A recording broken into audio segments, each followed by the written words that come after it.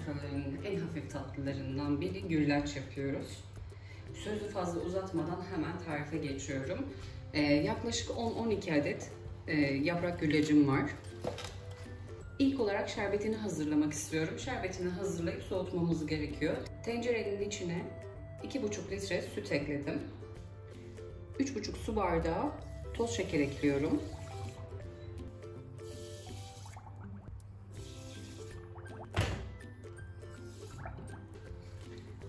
Şekerin erimesi için çırpıcıyla iyice karıştırıyorum. Karıştırdıktan sonra ocağa alıyorum.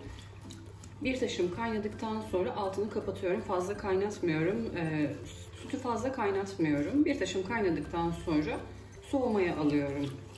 Olabildiğince ılık olması gerekiyor. Sıcak olursa, eğer sütünüz sıcak olursa yaprak güllaçları hamurlaşıyor.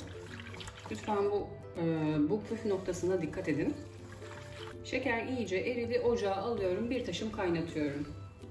Süt bir taşım kaynadıktan sonra altını kapatıyorum. Oldukça ılık bir süt olması gerekiyor. Kesinlikle sıcağa yakın olmaması gerekiyor. Adeta yoğurt mayalar kıvamında. Ocağın altını kapatıyorum, iyice soğuması için kenara alıyorum. Sütü ılınması için kenara almıştık. Süt ılındı, hatta şöyle yoğurt mayalar gibi.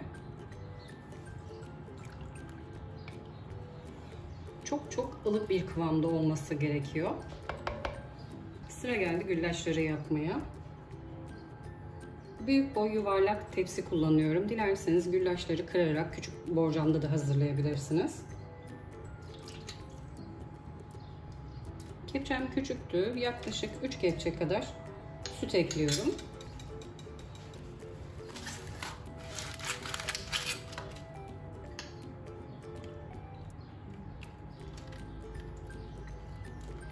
Her yaprağın üzerine 2-3 kepçe kadar süt eklemeye devam ediyorum. Kat kat dizeceğim.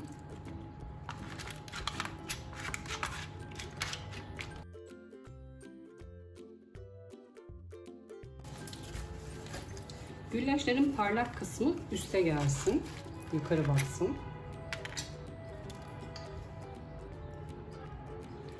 On adet güllaç yaprağı kullanacağız dedik. 10-12 adet. Yarısını alta, ara kata cevizli harçtan, sonrasında yine üst katı da sereceğiz.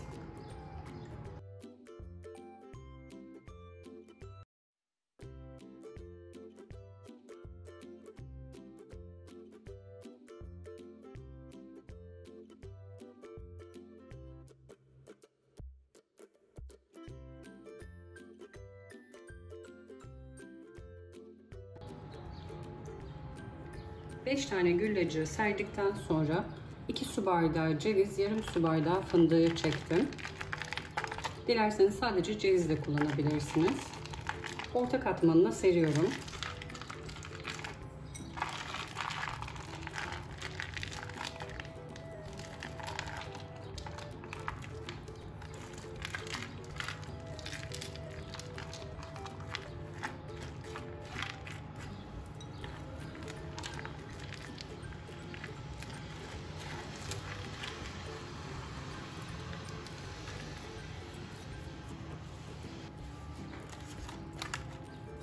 Kalan güllaçlarımı da üzerine dizmeye devam ediyorum. Yine kenarlarına da sütü getiriyorum ki kuru kalmasın.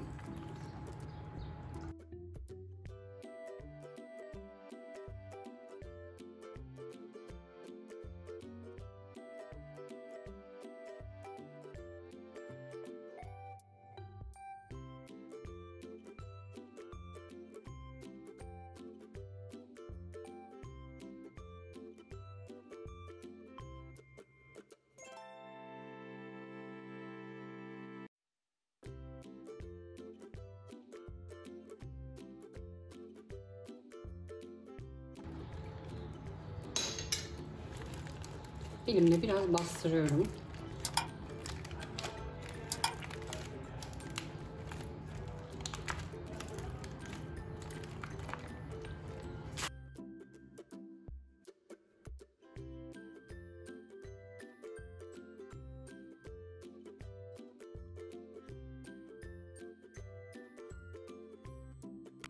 Kalan sütü de güllaçların üzerine döktüm. Elimle biraz bastırdım ki kenarları kuru kalmasın. Yaklaşık 2-3 saat kadar oda ısısında sütünü çekmesi için bekliyorum. Tercihen bir gece buzdolabında dinlendirirseniz çok daha lezzetli oluyor. Sütünü çektikten sonra süsleme işlemine geçebiliriz. Sütünü biraz çektikten sonra ben dilimledim ki araları da güzel ıslansın.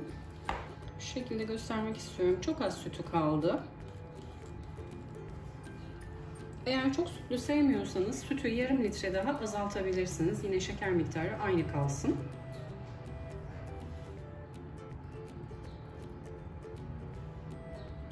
Şöyle çileklerle süslemek istiyorum.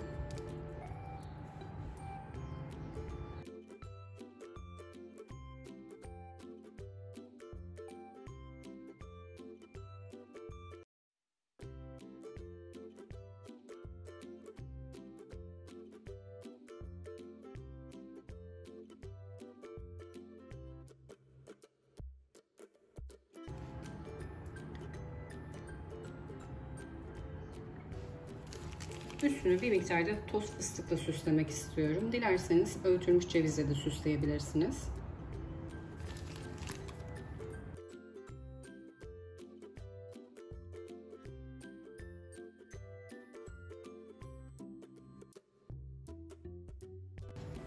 Şöyle bir dilim göstermek istiyorum içinde.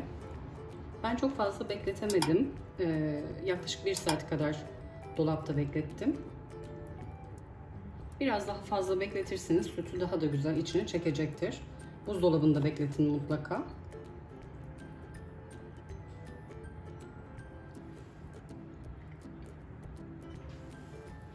İç dokusunu da göstermek istiyorum.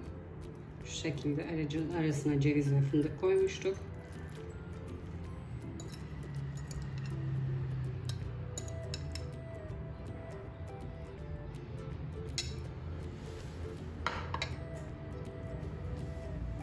Güllacın yapım aşamalarını birlikte çektik. Aklınıza takılan soru olursa yorum kısmına sorularınızı bekliyorum. Gördüğüm an size dönüş sağlıyorum. Kanalıma abone değilseniz abone olmayı, arkadaşlarınızla paylaşmayı, yeni tariflerden haberdar olmak için bildirim zilini açmayı lütfen unutmayın. Bir sonraki tarifte görüşmek üzere. Herkese afiyet olsun.